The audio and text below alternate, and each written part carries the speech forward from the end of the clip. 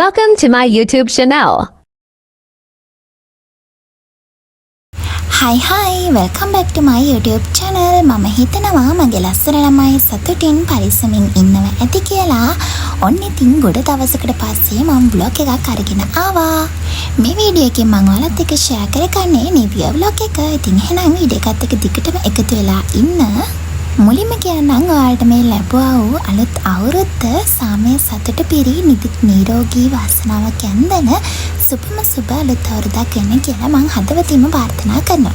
ඉතින් මම වීඩියෝ එක අරගෙන ඉන්නේ අවුරුද්දත් ගිහිල්ලා ගොඩ දවසකට පස්සේ. ඉතින් වීඩියෝ ෂූට් කරපු නිසා මම ඔයාලත් එක්ක share කරගන්නවා. ඇත්තටම කිව්වොත් මට දැන් vlogs කරන විදියත් සෑහෙන අමතක වෙලා තියෙන්නේ. කලින් මම vlogs කරේ කැම්පස් එකේ එහෙමනේ. ඉතින් දැන් කැම්පස් එක නැති නිසා ඇත්තට මට vlogging කියන part එකත් අමතක වෙලා තියෙන්නේ. ඉතින් මම මේ වීඩියෝ එක අප්ලෝඩ් කරනවද නැති කියලා හිත වීඩියෝ එක එඩිට් කරලා voice නොකර තියාගෙන හිටියා. දැන් අවුරුද්දත් කියලානේ ඕනි නෑනේ කියලා. හැබැයි ඉතින් හිතුවා ඔන්නේ වීඩියෝස් උත් ගත්ත එකේ කවදා හරි මෙමරිස් ඉදිරියට හරි බලන්න පුළුවන් කියලා මේ අප්ලෝඩ් කරන්න කියලා. මොකද මං ගිය අවුරුද්දේ සැමරලා තියෙන්නේ කොහොමද? මං හැම අවුරුද්දකම මං වීඩියෝස් අප්ලෝඩ් කරපු නිසා මං කලින් වීඩියෝස් බලනකොට ගිය අවුරුද්දේ බර්ත්ඩේ vlog එක බැලුවා. එතන මම හැම වීඩියෝ එකකින් බලලා මං ගිය අවුරුද්දේ මොනවද කළා දැන් මේ අවුරුද්දේ මොනවද එකතු කරගන්න ඕනේ. ඉතින් අන්න ඒ නිසා මං හිතුවා මේක පරක් වෙලා හරි කමන්නේ අප්ලෝඩ් කරනවා කියලා. ඔයාලා දැක්කේ පුණ්‍ය කාලයේ වෙලාවේ. ඉතින් හැමදාම පුරතක් විදියට නොනගතේ කියන්නේ පුණ්‍ය කාලයේ වෙලාවට අනිවාර්යයෙන්ම පවුලේ හැමෝමත් එක්ක පන්සල යනවා. ඉතින් පන්සල් ගිහිල්ලා ඇවිල්ලා ඊට පස්සේ ඉතින් අපිට තිබෙන ලිපගෙන මෙලවීමේ චාරිත්‍රය. ඉතින් ඒ චාරිත්‍රය මම ඒ විදියට කරලා ඉවර වෙලා තාත්තා සාලේ කිරිතිරව මම කොස්සිය කිරිපත් හැදුවා. ඊට පස්සේ ඉතින් කැවිලි මේසේ මායි තාත්තයි එකතු වෙලා හදාගත්තා. මේ පරණම් හරිම පාළේ. මොකද මායි තාත්තා විතරයි අවුරුදු සමරන්න හිටියේ. වෙනතර නම් ඉතින් අයියා ඉනවා චුටිය බයිනේ හැමෝම ඉන්නා. ඉතින් මේ පරණම් සෑහෙන පාළුයි. ඉතින් ඊළඟ අවුරුද්දේ නම් එහෙම වෙන්නේ නැහැ කියලා මට දැඩි විශ්වාසයක් තියෙනවා. අනිවාර්යයෙන්ම ඊළඟ අවුරුද්දේ මගේ අම්මත් මේ වීඩියෝස් වල ඉන්නවා කියලා මම දන්නවා. ඒ බලාපොරොත්තුව තිටුවේ කියලා මම අනිවාර්යෙන් බලාගෙන ඉන්නවා. ඉතින් මම මේ පාර මේ vlog එකට කිසිම දෙයක් ඇඩ් කරේ නෑ. මම අවුරුද්දට ලේස්තිනේ කොහමද shopping කරපු විදියට මම කැවිලි හදපු විදිහේ කිසිම දෙයක් මගේ වීඩියෝ එකකට ඇඩ් කරේ නෑ. හැබැයි මම ඒවා ෂූට් කරා. ඉතින් හැබැයි මම ඒත් ඇඩ් කරේ නෑ. මම ඒවා shorts විදියට මගේ FB එකේ TikTok එකේ share කරගත්තා. මම මේ vlog එකට ඇඩ් කරේ නෑ. ඉතින් ඔන්න ඔය විදියට කැවිලි මේස ලස්සනට හදාගත්තා මායි තාත්තයි. ඉතින් අපි දෙන්න දෙක එකතු වෙලා සාමූහිකව මේ වැඩේ කරගත්තා. ඉතින් මගේ වීඩියෝස් බලන ඔයාලට කොහමද අවුරුදු අවුරුදු හොඳට සෙලිබ්‍රේට් කරාද? ඔයාලා මොනවද හදපු කැවිලි? ඉතින් ඔයාලට කොහමද ඔයාලා මේ දේවල් ෂෙයා කරගත්තේ කියලා කැමති නම් කමෙන්ට් එකක් දාගෙන යන්න කියලා කියනවා. ඉතින් මම ඔන්න විදිහට තමයි තාත්තත් එක්ක එකතු වෙලා තනියම මේ පාර අවුරුද්ද සැමරුවේ. ඉතින් ඇත්තට මාරම් පාළුවේ සාමාන්‍ය ඉතින් අවුරුද්දක් කියලා කියන්නේ පවුලේ හැමෝම එකතු වෙන පවුලේ හැමෝම එකට ඉන්න ලැබෙන අවස්ථාවක්නේ. ඉතින් මට නම් ඒ අවස්ථාවන් සෑහෙන මිස් වුණා. මගේ පවුලේ කෙන කටියට සෑහෙන මිස් වුණා. මම නෙමෙයි මිස් කරගත්තේ ඒගොල්ලන්ට මිස් වුණා. හරි ඉතින් මම ඊළඟ ආර්තනම් දැඩි විශ්වාසයෙන් ඉන්නවා මේ පවුලක් ඉදිරියට අපිට අනිවාර්යෙන්ම මේක සමරන්න පුළුවන් වෙයි කියලා.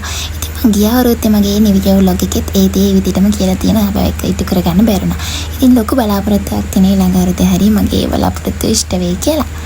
හරි ඉතින් ඔන්න ඔය විදිහට තමයි හැමදේම ලස්සනට රෙඩි කරගත්තේ. ඉතින් කිරිපත් එකත් හදාගත්තා.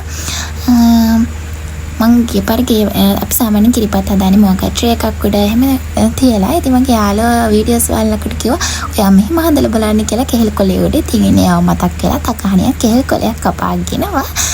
ඔන්න ඉතින් මේ පාරේ කිරිපත් ඒ විදිහට හැදුවා. හරි ඉතින් කිරිපත් එකත් ඔන්න ඔය විදිහට හදාගෙන බලමින් පස්සේ මොනවද කරේ කියලා. ඊට පස්සේ ඉතින් කිරිපත් එක හදාගෙන ඉවරලා කිරිපත් එක ටිකක් සෙට් වෙනකන් තියලා ඊට පස්සේ ඉතින් අනිත් කැවිලි ටික ලස්සනට ටේබල් එකට arrange කරගත්තා. ඉතින් මම මේ පාර හැදුවා නාරං කැවුම් මුං කැරලි එතකොට කේක් කිරි ටොෆි හදාන්න කියලා චූටියක් කර තැබෙකුත් වුණා. ඉතින් මං කිරි ටොෆි හදලා තියෙනවා ඊට කලින්. ඉතින් කිරි ටොෆි හදාගෙන යද්දී අන්තිමට ඒකේ කලර් එක සෑහෙන වෙනස් වුණා. අන්තිමට මං අරන් ඇවිල්ලා තියෙන්නේ Nestle Ice Coffee Milk Maid එක. ඉතින් මං ඒක මගේ channel එකේ shorts විදියට upload කරලා තියෙනවා. ඉතින් ඒකට මට සෑහෙන කටි බැලලා දාලා තියෙනවා. අයියෝ ජීවිතේ කිරි ටොෆි කාලා නැද්ද කියලා තාලා තියෙනවා. ඉතින් දෙයනේ පද වෙනකම්ම හැඳි ගහලා තමයි ඒක හැදුවේ. ඉතින් ඒක ice coffee milk maid එකකින් හදලා තියෙන්නේ. ඒ වුණත් ඉතින් මගේ අවලක් නෙවෙයි. ඊට පස්සේ මම මෙරිතර පැහැදුවා. මේ දේවල් තමයි දෙම කැවිලි විදියට හැදුවේ. මේ තියෙන්නේ මම හදාගත්ත හරිම සිම්පල් මගේ චූටි කෑම මේසෙ. ඉතින් මයි තාත්තා විතරයි හිටියේ. හැබැයි ඉතින් ඔන්න විතර ලස්සනට arrange කරගත්තා. ඉතින් ඔයාලා ලස්සනද කියලා නම් දන්නේ නැහැ. මම නම් ඉතින් මට ලස්සනයි කියලා හිතනවා. ඉතින් ඔය විතර තමයි ඉතින් මේ හැම කැවිල්ලක්ම මෙතන තියෙන හැම දෙයක්ම මගේ අතින් තමයි හැදුනේ. ආස්මී කැවුනුයි ඇරෙන්න. අනිත් ඔක්කොම මම තමයි හැදුවේ. ඉතින් ඔන්න විතර ලස්සනට ඒ දේවල් ටිකත් arrange කරගෙන ඊට පස්සේ ඉතින් ආවා ආහාර අනුභවය කරන නැකත.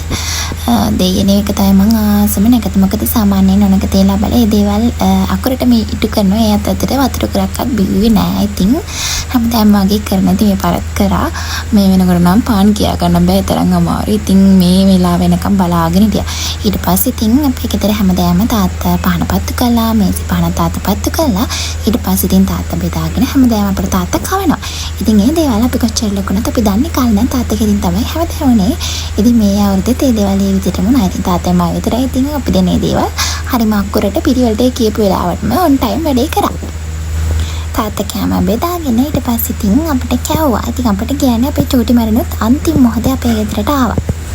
අපේ චූටි මරණන් අපේ ගෙදරට ආවලා තින අපේ ගෙදරින් කාලා ඉතින් ආහාර අනුභවය කරලා ඊට පස්සේ ඉතින් පඬුරකුත් අරගෙන යන්නේ. ඉතින් මෙයා මේ අවුරුදු කාලේ මාර මාසයි ගණදෙනු කරන නැගතට ඉතින් එයා කියන එයා කොළ හම්බුනාම පාඩ කොළ හම්බුනා මං ගාව කෝටියක් තියෙනවා අච්චරක් තියෙනවා මෙච්චරක් තියෙනවා. ඉතින් මේ මල්ලකුත් අරගෙන යට හම්බෙච්ච සාඩි ටිකේ මල්ල ඇතුලේ දාගෙන ඉඳ කාටත් අල්ලන්නවත් දුන්නේ නැහැ. ඉතින් ඔය අපේ ගෙදරට ඇහිලා තියෙන්නේ ඒ වගේම මේ ගණදෙනු කරන නැගත දැන් ඔය කරදර කර ඉල්ලනවා ගණදෙනු කරන්න ඉක්මනට කන්න ඉක්මනට කවන්න.